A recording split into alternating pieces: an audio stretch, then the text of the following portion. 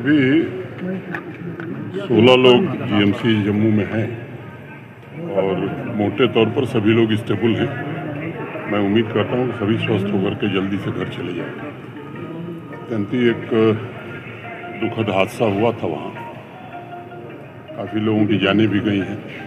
प्रशासन ने पूरी मुस्तैदी से लापता लोगों को पता करने की कोशिश की। अभी भी 32 लोगों लापता हैं। प्रयास जारी है और राहत और पुनर्वास के भी अच्छे इंतजाम किए जा रहे हैं। 4 करोड़ 13 लाख रुपए का वितरण अभी तक हो चुका है। जो लोग भी प्रभावित हैं, जम्मू कश्मीर प्रशासन और भारत सरकार भी उनके राहत और पुनर्वास की पूरी व्यवस्था करेगी।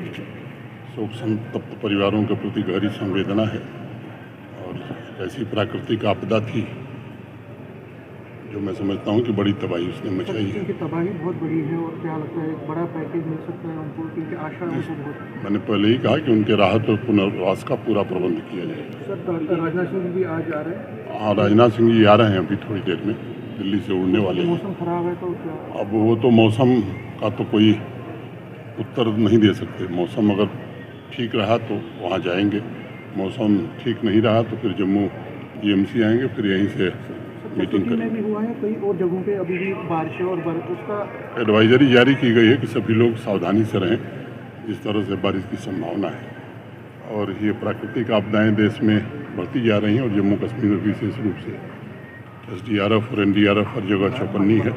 मैं उम्मीद करता हूँ कि कोई बड़ा हादसा नहीं होगा।